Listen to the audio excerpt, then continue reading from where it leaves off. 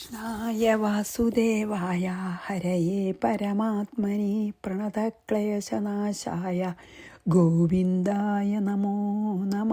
രാമായ രാമഭദ്രായ രാമചന്ദ്രായ വേധസേ രഘുനാഥായ നാഥായ സീതായ പദയേ നമ. ശ്രീ സീതാലക്ഷ്മണ ഭരത ശത്രുഘ്ന ഹനുമൽ സമേത ശ്രീരാമചന്ദ്രസ്വാമിനേ നമ. യത്ര യത്ര രഘുനാഥ കീർത്തനം തത്ര തത്ര കൃതമസ്തകാഞ്ജലി ബാഷ്പവാരി പരിപൂർണലോചനം മാരുതിം നമദരാക്ഷസാന്തകം. മാരുതിം നമദരാക്ഷസാന്തകം. നമുക്കിനി 43-ാമത്തെ ശ്ലോകമാണ് വേണ്ടത്. അതായത് ഭഗവാൻ അല്ലെങ്കിൽ ആ പരമാത്മാവ് എല്ലാ ഉപാധികൾക്കും മീതെയാണെന്ന് നമ്മൾ പറഞ്ഞല്ലോ. അപ്പോൾ എങ്ങനെയാണ് ആ ഉപാധിരഹിതനാണ്, തീർത്തും ഉപാധിയിൽ നിന്ന് മുക്തനാണ്, അല്ലെങ്കിൽ തീർത്തും ഉപാധിരഹിതനാണ് എന്ന് പറയുകയാണ്. ഓരോന്നും എടുത്ത് ഭഗവാൻ അതിനൊക്കെ അതീതാണെന്ന് പറയുന്നതാണ് കേട്ടോ ഇനി അടുത്ത ശ്ലോകങ്ങളിൽ. പ്രകാശരൂപോഹമജോയം അദ്വയോ സഗത് വിഭാതോ അഹമദീവ നിർമ്മല വിശുദ്ധവിജ്ഞാനഘനോ നിരാമയ സമ്പൂർണ്ണ ആനന്ദമയോഹം അക്രിയ. എന്താണ്? അഹം, ഞാൻ പ്രകാശരൂപൻ, ഞാൻ പ്രകാശസ്വരൂപനാണ്, സ്വയം പ്രകാശസ്വരൂപനാണ്. എനിക്ക് പ്രകാശിക്കാൻ ഒന്നും വേണ്ട, ഞാൻ സ്വയം പ്രകാശസ്വരൂപനാണ്. അജൻ, ജനനമില്ലാത്തവനാണ്. അദ്വയനാണ്, രണ്ടാമതൊന്നില്ലാത്തവനാണ്. ഞാൻ മാത്രമേ ഉള്ളൂ, അദ്വയാണ്, രണ്ടാമതില്ല. അസകൃത് വിഭാത, ഒരിക്കലെങ്കിലും വേറൊരാളാൽ പ്രകാശിക്കപ്പെടാത്തവനാണ്. ഞാൻ സ്വയം പ്രകാശസ്വരൂപനാണെന്ന് മാത്രമല്ല, എന്നെ പ്രകാശിപ്പിക്കാൻ വേറെ ആരും വേണ്ട. അതുകൊണ്ടാണല്ലോ സ്വയം പ്രകാശസ്വരൂപൻ എന്ന് പറയുന്നത്. എൻ്റെ പ്രകാശത്തിനായിട്ട് ആരുടെ ആവശ്യമില്ല, ആരും എന്നെ പ്രകാശിപ്പിക്കണില്ല. അതാണ് അസകൃത് വിഭാത, അതീവ നിർമ്മല. അതായത് ഈ മായയുടെ ആവരണങ്ങളൊന്നും ഇല്ല എനിക്ക്. അപ്പോൾ ഞാൻ നിർമ്മലനാണ്, അതീവ നിർമ്മലൻ, ഏറ്റവും പരിശുദ്ധനാണ്. വിശുദ്ധ വിജ്ഞാനഘനൻ, ഞാൻ പരിശുദ്ധ ജ്ഞാനസ്വരൂപനാണ്. നിരാമയൻ, ആമയമില്ലാത്തവനാണ്. അഭിമാനം എന്നൊക്കെ പറയാം. സമ്പൂർണനാണ്, അല്ലേ? പൂർണ്ണമത പൂർണ്ണമിതം, ഞാൻ സമ്പൂർണനാണ്, എത്ര എടുത്താലും കഴിയാത്ത സമ്പൂർണൻ. ആനന്ദമയ, ആനന്ദസ്വരൂപനാണ്. അക്രിയ, അതായത് ഒരു പരിണാമവും ഇല്ലാത്തവനാണ്. ഇത്രയും കാര്യങ്ങളില്ലാത്തവനാണ്, മീൻസ് ഇതിനൊക്കെ അതീതാണെന്നാണല്ലോ അർത്ഥം. അതായത് ഈ നമുക്ക് അറിയേണ്ടതായിട്ടുള്ള ഈ ആത്മാവ് നിരുപാധികനാണ്, കംപ്ലീറ്റ്ലി നിരുപാധികമാണ്, ഒരു ഉപാധികളും ഇല്ല. ഞാൻ എന്താ പറയണത്? ഞാൻ സ്വയം പ്രകാശ സ്വരൂപനാണ്. അതായത് വേറെ പദാർത്ഥങ്ങളൊക്കെ എന്നാൽ പ്രകാശിക്കപ്പെടുന്നു. ഈ ജഗത്തിലത്തെ സർവ്വ സാധനങ്ങളും എന്നാൽ പ്രകാശിക്കപ്പെടുന്നു. ഞാൻ പ്രകാശസ്വരൂപനാണ്. പിന്നെയോ ജന്മ മരണവിഹീനൻ, ജന്മാദി രഹിതനാണ്. പിന്നെയോ ഒരു കാലത്തും, അതായത് ഞാൻ സ്വയം പ്രകാശസ്വരൂപനാണെന്ന് അതിന് മുമ്പ് എപ്പോഴെങ്കിലും ഇപ്പം അങ്ങനെയാണ്, അങ്ങനെയല്ല, ഒരു കാലത്തും അന്യമായിട്ടുള്ളൊരു വസ്തുവിനാൽ പ്രകാശിക്കപ്പെടുന്നില്ല. നേരെ തിരിച്ച് തത്ര സൂര്യോപാധി, ഞാനില്ലാതെ സൂര്യനില്ല, ചന്ദ്രനില്ല, പിന്നെ എന്താണ് ഇടിമിന്നലില്ല, ഒന്നും, അതൊക്കെ എൻ്റെ പ്രകാശമാണ്. ഞാൻ അവരെ പ്രകാശിപ്പിക്കുകയാണ്. അതായത് ആത്മാവിൽ, എൻ്റെ ആത്മാവിൽ സൂര്യനും ചന്ദ്രനും ഒന്നും പ്രകാശിക്കുന്നില്ല. ഞാൻ കാരണം ജഗത്തിലാണ് പ്രകാശിക്കണത്. തസ്യ ഭാഷ സർവമിതം വിഭാതി പറഞ്ഞുവല്ലോ നമ്മളല്ലേ. അങ്ങയുടെ പ്രകാശം കൊണ്ട് മറ്റെല്ലാം പ്രകാശിക്കുന്നു. അതായത് ഈ ആത്മാവിൻ്റെ പ്രകാശം കൊണ്ടാണ് സൂര്യാദി എല്ലാ ഗോളങ്ങളും പ്രകാശിക്കുന്നത്. മാത്രമല്ല ഭഗവാന് മായയുടെ അതീതനല്ലേ, മായയുടെ അപ്പുറത്തല്ലേ. അതുകൊണ്ട് മായയുടെ ആവരണമോ വിക്ഷേപമോ ഒന്നുമില്ല. അതുകൊണ്ടാണ് നിർമ്മലൻ പറഞ്ഞത്. ഒരു തരത്തിലുള്ള രാഗദ്വേഷാദി ഒന്നും സ്പർശിച്ചിട്ടില്ല. പിന്നെയോ ചിദാനന്ദ രസസ്വരൂപനാണ്.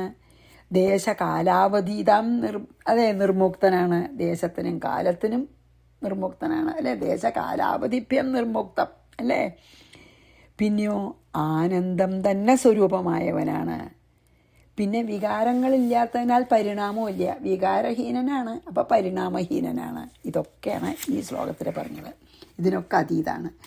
പ്രകാശരൂപോഹമജോയമദ്വയോ സകൃദ്വിഭാതോഹമതീവ നിർമ്മല വിശുദ്ധ വിജ്ഞാനഘനോ നിരാമയ സമ്പൂർണനാണ്. സമ്പൂർണ്ണ ആനന്ദമയോഹം അക്രിയ. പരിണാമങ്ങളില്ല, വികാരഹീനാണല്ലോ. 44 സദൈവ മുക്തോഹമചിന്യശക്തിമാനതീന്ദ്രിയജ്ഞാനമവിക്രിയാത്മക അനന്തപാരോഹമഹർനിശം ബുധൈർ വിഭാവിതോഹം ഹൃദി വേദവാദിഭിഃ. സദായേവ ചന്ത എപ്പോഴും മുക്ത, മുക്തനാണ്. അചിന്യശക്തിമാൻ, അതായത് നമുക്ക് കോംപ്രഹെൻഡ് ചെയ്യാൻ പറ്റാത്തത്ര ശക്തിയോടുകൂടിയവൻ, നമുക്ക് നമ്മുടെ ഭാവനയ്ക്ക് അതീതമായ ശക്തിയോടുകൂടിയവൻ. അതീന്ദ്രിയജ്ഞാനം, ഇന്ദ്രിയങ്ങളെക്കാളും ഇന്ദ്രിയങ്ങളെ അതിക്രമിക്കുന്ന ജ്ഞാനം മീൻസ് ഇന്ദ്രിയാതീതൻ. ഇന്ദ്രിയങ്ങളെ കൊണ്ട് അറിയാനും പറ്റില്ല. അവിക്രിയാത്മക, ഒരു തരത്തിലും നമുക്ക് വികാരപ്പെടുത്താൻ സാധിക്കില്ല. അനന്തപാര, അതായത് അന്തവും, അതായത് ഇൻഫിനിറ്റ് തന്നെയാണ്. വേദവാദിഭി ബുധൈഹി, വേദമറിയുന്ന ബുദ്ധിയുള്ളവരാൽ, ബുധൈഹി വേദമറിയുന്ന വേദജ്ഞാനികളാൽ, അഹർനിശം പകലും രാത്രിയും ഹൃദി വിഭാവിത, ഈ വലിയ യോഗേശ്വരന്മാരാൽ സദാ ധ്യാനിക്കപ്പെടുന്നവനാണ്. അതൊക്കെയാണ് അതിൽ പറഞ്ഞത്. അതായത് ജാഗ്രത് സ്വപ്ന സുഷുപ്തിക്ക് അതീതൻ. നമ്മൾ മുമ്പ് പറഞ്ഞ പോലെ ജാഗ്രത് സ്വപ്ന സുഷുപ്തിയുടെ സാക്ഷി. നമുക്ക് ജാഗ്രതും സ്വപ്നവും സുഷുപ്തിയും നമ്മൾ കടന്നു പോകണ്ടല്ലേ. ജാഗ്രതയിൽ നമുക്ക് സ്വപ്നമില്ല, സ്വപ്നത്തിൽ നമുക്ക് ജാഗ്രതും സുഷുപ്തിയില്ല, സുഷുപ്തിയിൽ നമുക്ക് ജാഗ്രതും സ്വപ്നമില്ല. പക്ഷേ ഈ 3 അവസ്ഥയിലും ആരാളുള്ളത്, അല്ലെങ്കിൽ ആരാണ് നമ്മുടെ ആ 3 അവസ്ഥയ്ക്കും സാക്ഷിയായി നിൽക്കുന്നത്? ആ ഭഗവാൻ. അതാണ് കാലത്രയത്തിൽ നിന്നും മുക്തൻ, തുരീയത്തിൽ നിൽക്കണം. യാതൊരു ധർമ്മ കർമ്മ ബന്ധനമില്ല. പിന്നെയോ അചിന്ത്യമായ ശക്തിയോടുകൂടിയവൻ, വാക്കിനും മനസ്സിനും ഒന്നും വിഷയമല്ലാത്ത ജ്ഞാനസ്വരൂപൻ. അതാണല്ലോ പറയൂലോ, നമ്മൾ കുറേ പ്രാവശ്യം നമ്മൾ വന്നിട്ടുണ്ട് ഭാഗവതത്തിലും. യഥോ വാചോ നിവർത്തന്തേ അപ്രാപ്യ മനസാ സഹ. അതായത് ഏതിലാണ് വാക്കുകളും മനസ്സിലും പോയി തട്ടി മടങ്ങുന്നത്. അതായത് വാക്കുകൊണ്ട് അത് തട്ടിയിട്ട് റിഫ്ലക്റ്റ് ചെയ്യുന്നു. കാരണം നമുക്ക് വാക്കുകൊണ്ടും മനസ്സുകൊണ്ടും ഇന്ദ്രിയങ്ങൾ കൊണ്ടും നമുക്ക് ഭഗവാനെ അറിയാൻ കഴിയില്ല. അതിനൊക്കെ അതീതനാണ്. അതാണ് യഥോ വാചോ നിവർത്തന്തേ അപ്രാപ്യ മനസാ സഹ. വാക്കുകൊണ്ടോ പറവാനോ വാക്കുകൊണ്ട് പറയാനോ മനസ്സുകൊണ്ട് ചിന്തിക്കാനോ കഴിയില്ല എന്നർത്ഥം. അല്ലെങ്കിൽ ഇന്ദ്രിയങ്ങളെ കൊണ്ട് കാണാനോ സ്പർശിക്കാനോ ഒന്നും പറ്റില്ല. പിന്നെയോ ഒരു തരത്തിലുള്ള വികാരത്തിനും അധീനനല്ല, വികാരഹീനനാണ്. അതുകൊണ്ട് പരിണാമമില്ല. പിന്നെയോ കാലക്രമം കൊണ്ട് നാശമുണ്ടോ? ഇല്ല. രൂപമാറ്റമുണ്ടോ? ഇല്ല. ഇങ്ങനെയൊക്കെയുള്ള ഏതൊരു ഈ ഒരു പരമാത്മാവിനെയാണ്, ഇങ്ങനെ എല്ലാറ്റിനും അതീതമായിട്ടുള്ള ഈ സാക്ഷി മാത്രമായിട്ടുള്ള പരമാത്മാവിനെയാണ് വലിയ വലിയ യോഗീശ്വരന്മാർ സദാ ഹൃത്തിൽ ധ്യാനിച്ചു കൊണ്ടിരിക്കുന്നത്. സദൈവ മുക്തോഹമചിന്യശക്തിമാനതീന്ദ്രിയജ്ഞാനമവിക്രിയാത്മക അനന്തപാരോഹമഹർനിശം ബുധൈർ വിഭാവിതോഹം ഹൃദി വേദവാദിഭിഃ. ഏവം സദാത്മാനമഖണ്ഡിതാത്മനാ വിചാരമാണസ്യ വിശുദ്ധഭാവന ഹന്യാദവിദ്യാമചിരേണ കാരകൈരസായനം യദ്വതുപാസിതം രുജഃ. ഏവം സദാ ആത്മാനം, ഇപ്രകാരം എപ്പോഴും ആത്മാവിനെ, അഖണ്ഡിതാത്മന, അതായത് ഇങ്ങനെ നല്ല ചഞ്ചലമല്ലാത്ത മനസ്സുകൊണ്ട് വിചാരമാണസ്യ ധ്യാനിക്കുന്നവൻ. ഇങ്ങനെ ആത്മാവിനെ ചാഞ്ചല്യമില്ലാത്ത മനസ്സോട് ആരാണ് ധ്യാനിക്കുന്നത്? വിശുദ്ധ ഭാവന ഉദേതി, അവർക്ക് ജ്ഞാനം ഉണ്ടാവുന്നു, അല്ലെങ്കിൽ പരബ്രഹ്മ അനുഭവം ഉണ്ടാവുന്നു. ഉദിതാസ, അങ്ങനെ ഉത്ഭവിച്ചതായ ആ ഭാവന കാരകേഹി, കാരകങ്ങളോടുകൂടെ ഉപാസിതം രസായനം രുച ഇവ, നമ്മൾ സേവിക്കണ ഔഷധം എങ്ങനെയാണ് രോഗങ്ങളെ അകറ്റുക, അതുപോലെ പതറിപ്പോവാത്ത മനസ്സുകൊണ്ട് നമ്മൾ ആത്മാവിനെ എപ്പോഴും ധ്യാനിച്ചാൽ നമുക്ക് എങ്ങനെയാണ് ഔഷധം രോഗങ്ങളെ മാറ്റുക. അതുപോലെ അചിരേണ അവിദ്യം ഹന്യാത്, അത് അചിരേണ വെച്ചാൽ വേഗം എന്നാണ്, ചിരം ചാൽ കുറേ കാലം കൊണ്ടാണ്. അചിരേണ വെച്ചാൽ വിത്തൗട്ട് ഡിലേ, അവിദ്യം ഹന്യാത്, അചിരേണ അവിദ്യം ഹന്യാച്ച എന്താ, വേഗത്തിൽ അവിദ്യയെ അജ്ഞാനത്തെ നശിപ്പിക്കുന്ന. ഇങ്ങനെ ഈ ഭഗവാനെ അല്ലെ ഈ ആത്മാവിനെ സദാ നമ്മൾ ധ്യാനിച്ചാൽ, അതായത് ആത്മാവിനെ നമ്മൾ വളരെ ദൃഢമായ മനസ്സുകൊണ്ട്, ചാഞ്ചല്യമില്ലാത്ത മനസ്സുകൊണ്ട് നമ്മൾ ധ്യാനിച്ചാൽ സർവം ബ്രഹ്മാണെന്നുള്ള ബോധം നമുക്ക് ഉദിക്കും. ഈ നമ്മളുടെ ഇങ്ങനെ ഉണ്ടാവണ നമ്മുടെ ബുദ്ധിവൃത്തികളൊക്കെ നശിച്ച് ഈ സർവം ബ്രഹ്മമാണെന്നുള്ള ബോധം നമുക്ക് ഉദിച്ചാൽ സകല കർമ്മങ്ങളുടെയും ധർമ്മങ്ങളുടെ ഒക്കെ ബന്ധനായി നാശായി. അത് കർമ്മബന്ധങ്ങളെയും നശിപ്പിക്കും, അജ്ഞാനത്തെ നശിപ്പിക്കും. ഏതുപോലെ നമ്മൾ മരുന്ന് സേവിച്ചാൽ അസുഖം മാറുന്നത് പോലെയാണ് ഇതിൽ മരുന്ന് ഏതാണ്? ആത്മധ്യാനം. സദാ ദൃഢമായ മനസ്സുകൊണ്ട്, ചഞ്ചലമല്ലാത്ത മനസ്സുകൊണ്ട് സദാ ഭഗവാനെ നമ്മൾ ധ്യാനിച്ചാൽ ഔഷധം രോഗങ്ങളെ എന്ന പോലെ നമ്മുടെ അജ്ഞാനത്തെ ഈ ഭഗവാനെയുള്ള ധ്യാനം നശിപ്പിക്കും. അതായത് കുറച്ച് കഴിയുമ്പോൾ നമുക്ക് ബ്രഹ്മാണ് എല്ലാതും, ബ്രഹ്മമാണ് സർവം, ഞാനടക്കം അഹം ബ്രഹ്മാസ്മി, അല്ലെങ്കിൽ ഇവിടെ മുഴുവൻ ഖല്ലിതം ബ്രഹ്മം, ഇതൊക്കെ നമുക്ക് എല്ലാ മഹാവാക്യങ്ങളുടെയും അർത്ഥം തെളിഞ്ഞു വരും. അതോടെ നമ്മളെ കർമ്മബന്ധനവും നശിക്കും, പിന്നെയോ അജ്ഞാനവും നശിക്കും. ഏതുപോലെ അപ്പം ഈ ധ്യാനമാണ് ഇവിടെ മരുന്നേ. ഏതുപോലെ മരുന്ന് രോഗങ്ങളെ നശിപ്പിക്കുന്ന പോലെ, രോഗം ഇവിടെ ഏതാ? നമ്മുടെ അജ്ഞാനം. ആത്മധ്യാനം മരുന്നും രോഗം ഈ അജ്ഞാനമാണ്. അതായത് ഞാൻ ദേഹമാണെന്നുള്ള ബോധം, അല്ലേ? ആത്മവിസ്മൃതിയാണ് രോഗം. ഇത് ഇങ്ങനെ ചെയ്താൽ ജ്ഞാനം ഉദിക്കും, അതോടെ അജ്ഞാനം നശിക്കും, കർമ്മബന്ധനം നശിക്കും എന്നാണ് ഇതിൽ പറഞ്ഞത് കേട്ടോ. ഇനി ഏവം സദാത്മാനം അഖണ്ഡിതാത്മനാ വിചാരമാണസ്യ വിശുദ്ധഭാവന ഹന്യാദവിദ്യാമചിരേണ കാരകൈ. വേഗം എന്നാണ് പറയണത്. അചിരേണ കാലതാമസം ഇല്ലാണ്ട്. രസായനം യദ്ദുപാസിതം രുച. സാധാരണ നിലയ്ക്ക് നല്ല മരുന്ന് കഴിച്ചാൽ കാലതാമസം ഇല്ലാണ്ട് രോഗം മാറില്ലേ, അതുപോലെ. ഇനി 46. വിഭക്ത ആസീന ഉപാരതേന്ദ്രിയോ വിനിർജിത ആത്മാ വിമലാന്തരാശയ വിഭാവയേദേകമനന്യസാധനോ വിജ്ഞാനദൃക്കേവല ആത്മസംസ്ഥിത. വിവിക്തേ ച, നമ്മൾ വിജനമായ ഒരു സ്ഥലത്ത് ആസീന ഇരിക്കുന്നവനും, ആൾക്കാരൊന്നുമില്ലാതെ വിജനമായ സ്ഥലത്തിരിക്കുന്നവനും, ഉപാരതേന്ദ്രിയ ഇന്ദ്രിയങ്ങളെ അടക്കിയവനും, വിനിർജിതാത്മ മനസ്സിനെ ഇവിടെ ആത്മാച്ച മനസ്സാട്ടോ, വിനിർജിതാത്മ പറഞ്ഞ മനസ്സിനെ അടക്കിയവനും, വിമലാന്തരാശയ പരിശുദ്ധമായ മനസ്സോടുകൂടിയവനും, ചിത്തത്തോടുകൂടിയവനും, വിജ്ഞാനദൃക് വിജ്ഞാനത്തിൽ തന്നെ കണ്ണുവെച്ചവനും, അനന്യസാധന അന്യമായിട്ടുള്ള സാധനങ്ങളിൽ ശ്രദ്ധയില്ലാത്തവനും.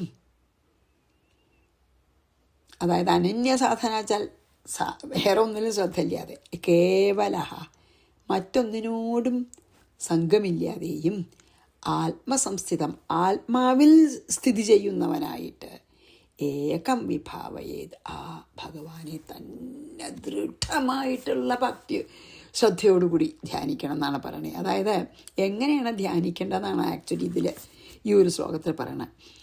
ആരും ഏകാന്തമായിട്ടൊരു സ്ഥലത്ത് നല്ല സുഖാസനത്തിലിരുന്ന് ഇന്ദ്രിയങ്ങളെയും മനസ്സിനെയും അടക്കി ഈ പ്രാണായാമം മുതലായ അഷ്ടാംഗയോഗത്തിലത്തെ ഇതുകൊണ്ട് പിന്നെ എന്താ പറയുക, അന്ധക്കരണത്തെയൊക്കെ നമ്മൾ നല്ലോണം നമ്മുടെ അധീനമാക്കിയിട്ട് രാഗാദി ദോഷങ്ങളെയൊക്കെ നീക്കിക്കളഞ്ഞ് നല്ല പരിശുദ്ധമായ മനസ്സോടു കൂടിയിട്ട് മോക്ഷം മാത്രം മനസ്സിൽ കണ്ട്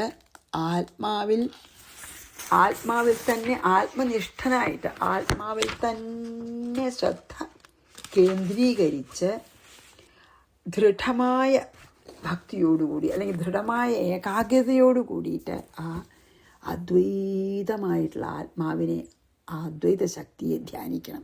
അതിപ്പോൾ ഈ അഷ്ടാംഗയോഗത്തിൽ പറഞ്ഞാൽ തന്നെ കേട്ടോ, ഏകാന്തമായിട്ടൊരു സ്ഥലത്ത് പോയിരിക്കുക, പിന്നെ എന്താണ് യമം നിയമം, അതായത് അതൊക്കെ വേണമല്ലോ മനസ്സിനെ അടക്കാൻ. യമം നിയമം ഇപ്പം നമ്മൾ പറഞ്ഞല്ലോ, പ്രാണായാമം, പ്രത്യാഹാരം വെച്ചാൽ ഇന്ദ്രിയങ്ങളെ ഉള്ളിലേക്ക് വലിക്കുക അല്ലേ. ആമയുടെ നമ്മൾ പറഞ്ഞിട്ടുണ്ടല്ലോ, ആമ കാല് വലിക്കണ പോലെ ഇന്ദ്രിയങ്ങളെയൊക്കെ പുറത്തുനിന്ന് അകത്തേക്കാക്കുക. മീൻസ് പുറത്തേക്ക് നോക്കണം, ഇന്ദ്രിയങ്ങളെ ഉള്ളിലേക്ക് തന്നെ നോക്കാൻ പ്രേരിപ്പിക്കുക. അങ്ങനെ പ്രത്യാഹാരം അതാണ്. പിന്നെ ധാരണ, മനസ്സിൽ ഭഗവാൻ വെച്ചാൽ ആത്മാവിനെ ധ്യാനിക്കുക ദൃഢതയോടുകൂടി.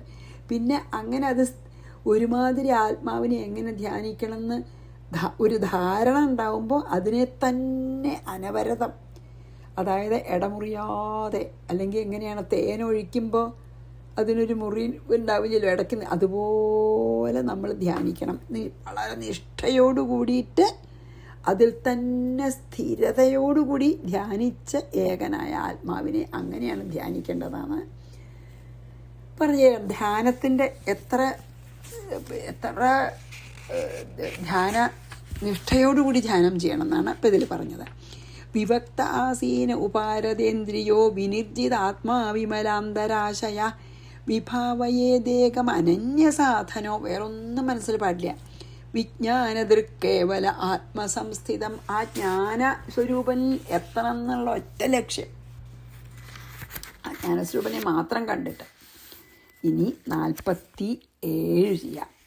വിശ്വം യദേതത് പരമാത്മദർശനം വിലാപയേദാത്മനി സർവകാരണേ പൂർണ്ണശ്ചിദാനന്ദമയോപതിഷ്ഠതേ ന വേദബാഹ്യം ന ച കിഞ്ചിദാന്തരം.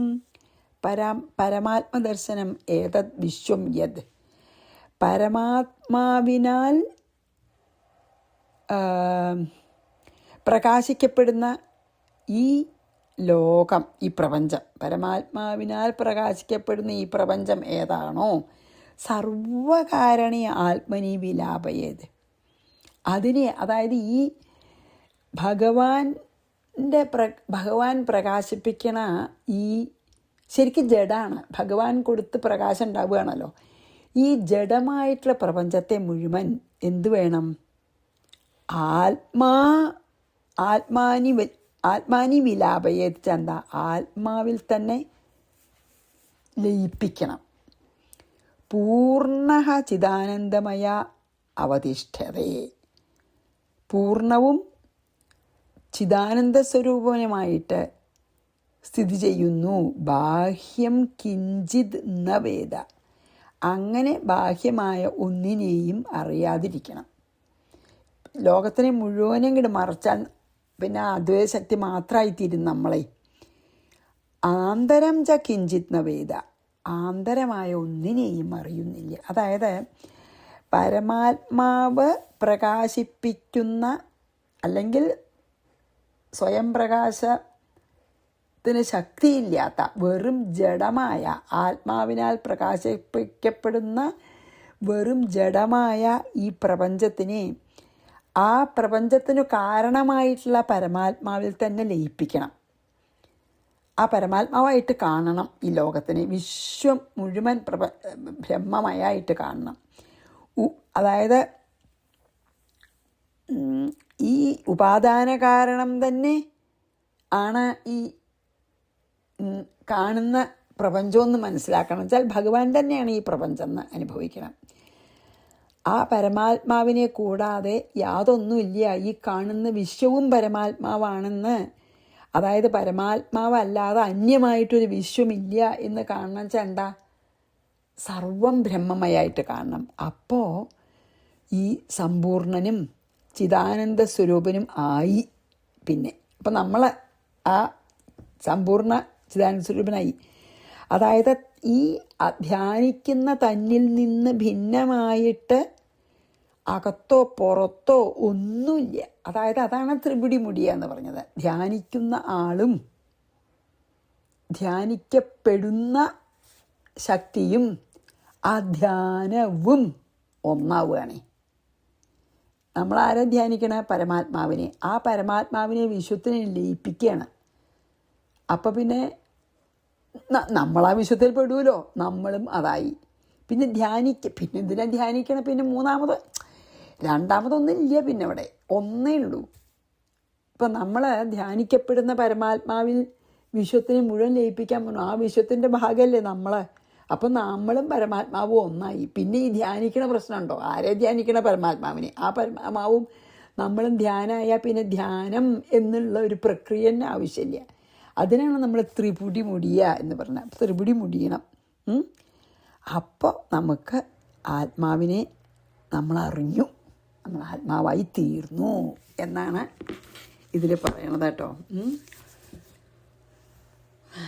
വിശ്വത്തിനെ മുഴുവൻ പരമാത്മാവായി കാണണം എന്ന് പറഞ്ഞാൽ എന്താ അർത്ഥം? നമ്മളും വിശ്വത്തിലുള്ളതല്ലേ. അപ്പം നമ്മൾ പരമാത്മാവായി. പിന്നെ ഇനി ആരെ ധ്യാനിക്കുക? വേറെ ഒന്നുമില്ല ഇവിടെ. അപ്പോൾ ത്രിപുടി മുടിക്കും നമ്മൾ പരമാത്മാവായി എന്ന് തന്നെയാണ് അർത്ഥം. അത് വളരെ നല്ലൊരു അല്ലേ? ആ ത്രിപുടി മുടിയിൽ ഇവിടെ ശരിക്ക് നല്ലവണ്ണം നമുക്ക് മനസ്സിലാവും. വിശ്വം യതേതത് പരമാത്മദർശനം വിലാപയേതാത്മനി സർവകാരണേ പൂർണ്ണശ്ചിദാനന്ദമയോപതിഷ്ഠതേ ന വേദബാഹ്യം ന ച കിഞ്ചിദാന്തരം. അപ്പം പിന്നെ വേറൊന്നുമില്ല, വേറൊന്നും അറിയാനില്ലേ, പുറത്തും അകത്തൊന്നുമില്ല. ഇനി വേണമെങ്കിൽ ഒന്നും കൂടി ചെയ്യാം.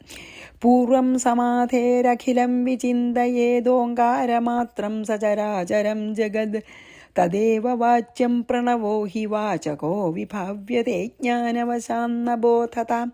സമാധേഹേ പൂർവം, സമാധിക്ക് മുമ്പ്, ചരാചരം അഖിലം ജഗത്, ഈ ചരാചരങ്ങൾ അടങ്ങിയ ഈ പ്രപഞ്ചം ഓങ്കാരം മാത്രം വിചിന്തയത്, ഓങ്കാരാണെന്ന് നമ്മൾ സങ്കല്പിക്കണം. സമാധി തുടങ്ങണതിൻ്റെ മുമ്പേ ഈ പ്രപഞ്ചം ഓങ്കാരാണെന്ന് സങ്കല്പിക്കണം. തദ്ദേവ വാച്യ, അതുതന്നെ വചിക്കപ്പെടാൻ, അതിനെ പറയാൻ, പ്രണവം തന്നെ പറഞ്ഞാൽ മതി. പ്രണവ വാചക വിഭാവ്യതേഹി, പ്രണവം വാചകം എന്ന് വിഭാവനം ചെയ്യപ്പെടുന്നു എന്ന് പ്രസിദ്ധം. അതായത് പിന്നെ പ്രണവം ജപിച്ചാൽ മതി. ഇയം അജ്ഞാനവശാത് ഏവ, ഇത് അജ്ഞാനത്തിന് അധീനമായതുകൊണ്ട് തന്നെ ന ബോധത, ബോധത്തിൽ നിന്നുണ്ടായതല്ല. എന്താ പറഞ്ഞ വെച്ചാൽ സമാധി ആവണേൻ്റെ മുമ്പ് തന്നെ എന്താ ചെയ്യേണ്ടതെന്ന്, അതായത് സകല വിഷയങ്ങളിൽ നിന്നും നമ്മൾ പറഞ്ഞുവല്ലോ, ഇന്ദ്രിയങ്ങളെയൊക്കെ അകത്തേക്കാക്കണം, അന്ധകരണത്തിനെ നിയന്ത്രിക്കണം എന്ന് പറഞ്ഞു. അങ്ങനെ എല്ലാറ്റിനെയും അടക്കിയിട്ട് നമ്മൾ ഈ ലോകം മുഴുവൻ, വിശ്വം മുഴുവൻ ബ്രഹ്മമയം എന്ന് തോന്നുന്ന അവസ്ഥയാണ് നമ്മൾ ശരിക്കും സമാധി പറയണം. നമ്മൾ തുരീയാവസ്ഥയിൽ എത്തുകയാണ്, ജാഗ്രത സ്വപ്നത്തിൽ നിന്നൊക്കെ. ആ ഒരു അവസ്ഥയിൽ എത്തുന്നതിന് മുമ്പേ നമുക്ക് ഈ പ്രപഞ്ചം മുഴുവൻ അതാണ് സമാധി. അതിലെത്തുന്നതിന് മുമ്പ് തന്നെ ഈ പ്രപഞ്ചം ഓംകാരാണെന്ന് അറിയണം. എന്നിട്ട് ജഗത്ത്, അതായത് പ്രണവം ചൊല്ലിയാൽ ജഗത്ത്, പ്രണവം കൊണ്ട് ജഗത്ത് തന്നെയാണ്, ജഗത്തിൽ പ്രണവം നിറഞ്ഞു നിൽക്കുന്നു എന്ന് വിചാരിക്കണം പ്രണവം. അപ്പോൾ ഈ ജഗത്ത് വാച്യം, പ്രണവം വാചകം എന്നൊക്കെ നമ്മൾ വിചാരിക്കണത് ഉണ്ട്. ജഗത്തിനെ പ്രണവം കൊണ്ട് പറയാമെന്നേ, അതും ശരിക്കും പറയാച്ചാൽ അജ്ഞാനാണ്. എന്താ വച്ചാൽ ബ്രഹ്മസാക്ഷാത്കാരം സിദ്ധിച്ച ശേഷം നമുക്ക് മനോവൃത്തികളൊന്നുമില്ല. അപ്പോൾ പിന്നെ വിശ്വം പ്രണവമാണ് എന്ന് വിചാരിക്കുന്നതൊരു വിചാരമാണല്ലോ, ഒരു മനോവൃത്തിയാണല്ലോ. ആ വിചാരമൊന്നും ഇല്ല നമ്മൾ സമാധി ആയാലേ. സമാധി ആവണേൻ്റെ മുമ്പേ ഉള്ളൂ നമുക്ക് പ്രണവം പ്രപഞ്ചമാണെന്ന് വിചാരിച്ച് ജപിക്കുകയൊക്കെ. സമാധി ആയിക്കഴിഞ്ഞാൽ ശരിക്കും പറയാച്ചാൽ ബ്രഹ്മസാക്ഷാത്കാരം സിദ്ധിച്ചതിന് ശേഷം മനസ്സിൽ ഒരു വൃത്തികളും ഇല്ല. അപ്പം എല്ലാ വൃത്തികളും അടങ്ങിയാലേ ശരിക്കുള്ള സമാധിയിലെത്തുള്ളൂ.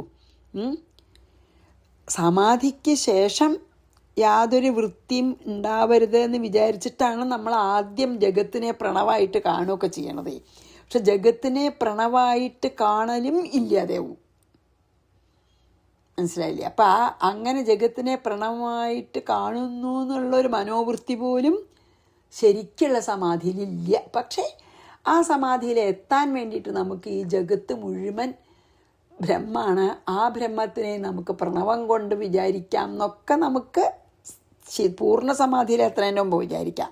പൂർണ്ണ സമാധിയിലെത്തുമ്പോൾ ജഗത്ത് ഈ പ്രണവം ആണ് ജഗത്ത് എന്നുള്ള ആ ഭാവനയ്ക്കൊന്നും സ്ഥാനമില്ല, ഒരു മനോവൃത്തികളും ഇല്ല. മനോവൃത്തി മുഴുവൻ അടങ്ങിയല്ലോ. അപ്പം അതാണ് സമാധി. അതായത് ജഗത്തിനെ പിന്നെ പ്രണവമായിട്ട് കാണുന്ന ആ ഒരു മനോവൃത്തി പോലും ഇല്ലാതെയാവും. അന്ധകരണം ബ്രഹ്മത്തിൽ അങ്ങോട്ട് ലയിച്ചാൽ ഈ ബ്രഹ്മമാണെന്ന് ഭാവിക്കുന്നവനും ആ ഭാവ്യവും ഭാവനയും ഒന്നുമില്ല, ബ്രഹ്മം മാത്രമേ ഉള്ളൂ. ബ്രഹ്മാണെന്ന് മുമ്പ് പറഞ്ഞ പോലെ തന്നെ ധ്യാനിക്കുന്ന ആളും ധ്യാനിക്കപ്പെടുന്ന വസ്തുവും ധ്യാനവും ഒന്നായി. ധ്യാനിക്കപ്പെടുന്ന ആളും ധ്യാനിക്കപ്പെടുന്ന വസ്തു ഒന്നായ പിന്നെ ധ്യാനത്തിന് പ്രസക്തി ഇല്ലല്ലോ. അത് തന്നെയാണ് ഇവിടെയും പറഞ്ഞത്. അപ്പോൾ നമുക്കിവിടെ നിർത്താം. പൂർവം സമാധേരഖിലം, അതൊക്കെ സമാധിക്ക് മുമ്പേ ഉള്ളൂ ത്രിപുടി. പൂർവം സമാധേരഖിലം വിചിന്തയേതോങ്കാരമാത്രം സചരാചരം ജഗത് തദേവ വാച്യം പ്രണവോ ഹി വാചകോ വിഭാവ്യതേ ജ്ഞാനവശാം ന ബോധത്തെ. പ്രണവം ചെല്ല അതൊക്കെ അതിന് മുമ്പാണെന്ന് പറയാണ് കേട്ടോ. എല്ലാം അത് കഴിഞ്ഞാൽ പിന്നെ ഒന്നുമില്ല, ബ്രഹ്മം മാത്രം, സർവം ബ്രഹ്മമയം അദ്വൈതം മാത്രമേ ഉള്ളൂ എന്ന്. ശ്രീകൃഷ്ണാർപ്പണമസ്തു. സർവത്ര ഗോവിന്ദ നാമ സങ്കീർത്തനം. ഗോവിന്ദ ഗോവിന്ദ. ശ്രീ സീതാലക്ഷ്മണ ഭരശത്രുഘ്ന ഹനുമൽ സമേത ശ്രീരാമചന്ദ്രസ്വാമിനേ നമഃ. ഗുരുവായൂരപ്പാ ശരണം.